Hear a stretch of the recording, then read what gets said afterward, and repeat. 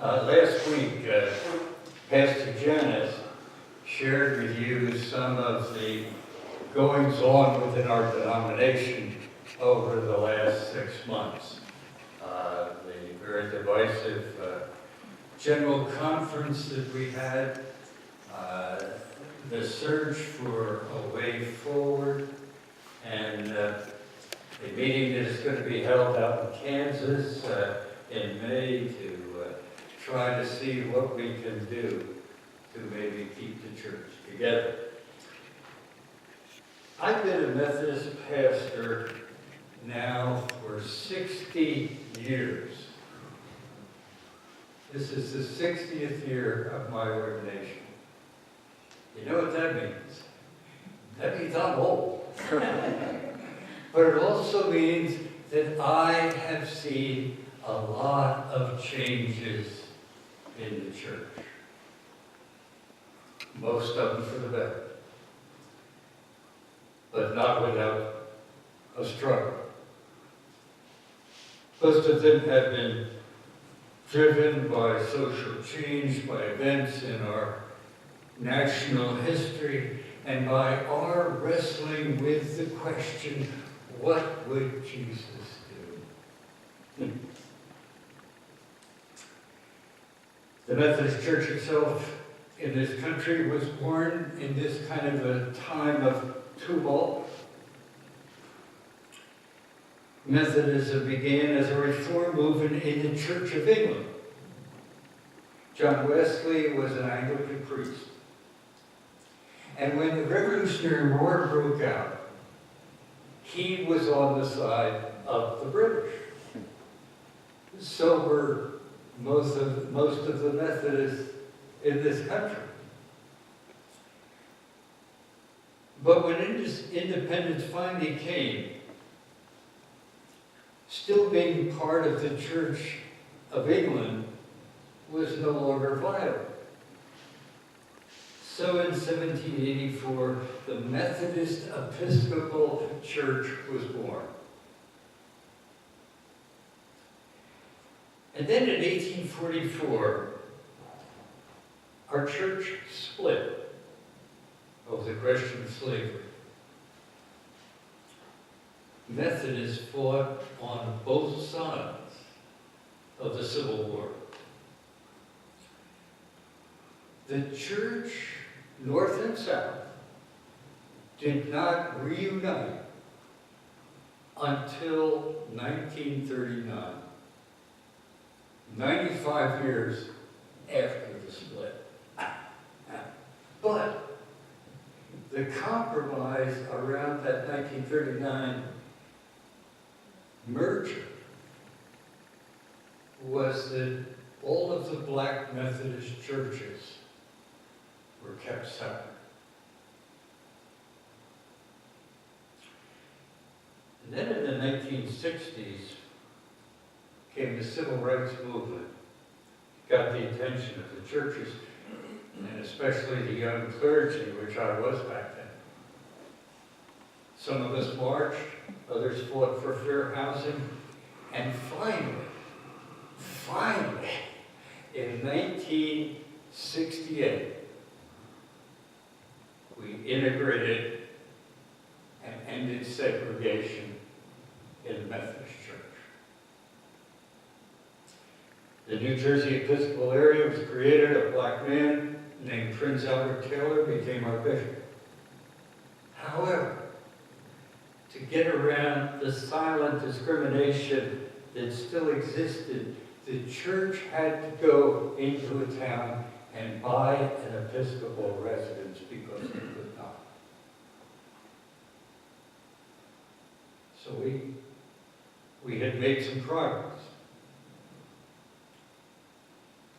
But the work of racial justice was not finished.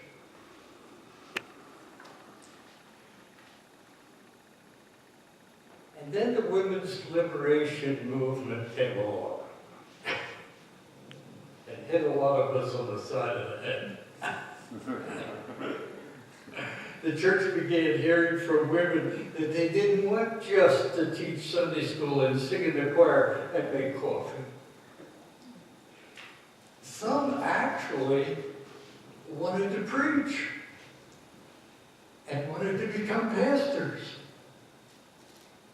It took nearly half a century after women got the right to vote before the Methodist Church finally changed its rules and permitted women to be ordained.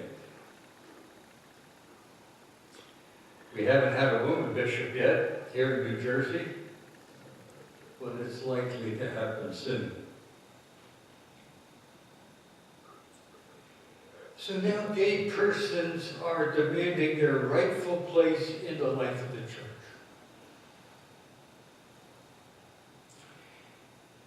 In my 1959 ordination class, we were all white, we were all male, and it was assumed that we were all heterosexual until we learned that one of us was not. Gays, lesbians, and those of other sexual identities have been silently sitting in our pews for centuries. And they probably have been active in the life of the church since the very beginning. I think there's a good chance that one or more of the disciples of Jesus were gay. So now we're trying to figure out where do we go from here. Frankly, I don't know whether we're going to stay together or split apart. By the way, the word united in our name is as a result of our merger with the Evangelical United Brethren Church. The German-speaking Methodists who were no longer at that point worshiping in German. So the name on the sign out front of our denomination may change. So what? It'd be okay with me. I was baptized in a Methodist Episcopal church. It was segregated. I was ordained in the North Annual Conference of the Methodist Church. It still did not ordain women. And I pastored in the Northern New Jersey Conference of the United Methodist Church for 40 years. A church that said it didn't ordain gays, although it did.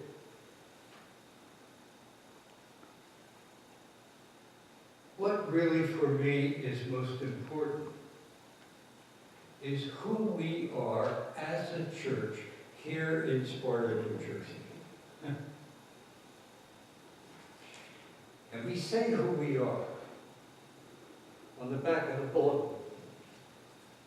I give you permission, if you find the sermon boring, to just spend time reading this and meditating upon it, because this is who we are and who we will continue to be.